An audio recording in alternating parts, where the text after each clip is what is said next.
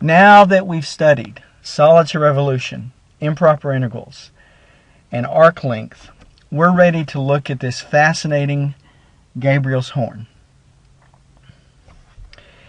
Now, let's consider this function. F of x equals 1 over x, and we'll look at it from 1 to infinity.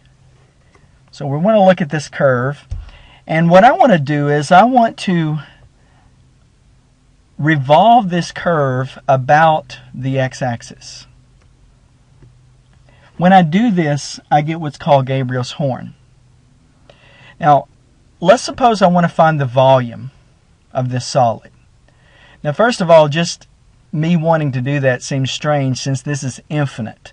So this curve goes on and on forever, and this Gabriel's horn goes on and on forever. So intuitively you would think, okay, there's no volume. It's just going to keep getting bigger and bigger.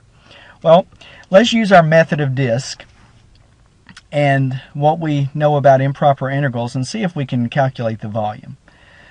So, utilizing the method of disk, we rewrite that using the method for evaluating improper integrals.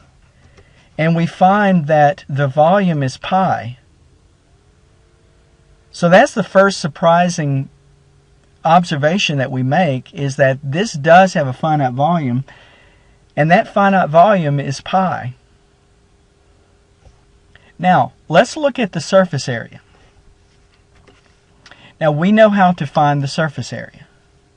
This is the integral that we use to do so. Now, setting up this integral is one thing, and evaluating it is another. So it might be difficult to evaluate this integral. I can't do it.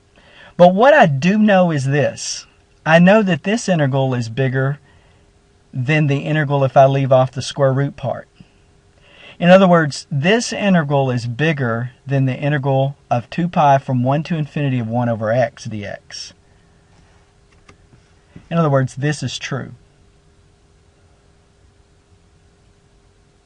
Okay, well that's a start. Now, here's what we know about this integral from 1 to infinity of 1 over x.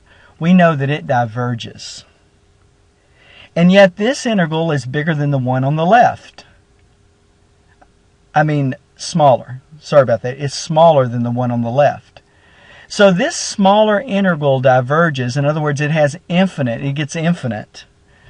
Therefore, the one on the left, which is bigger, must also go infinite. It must also diverge.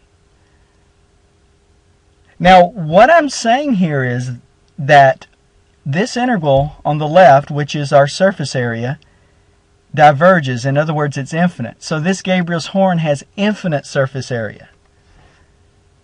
So here's the thing about Gabriel's horn. We can fill it with paint, but we can't paint it because it has infinite surface area, finite volume. So that's an interesting thing to note about Gabriel's horn.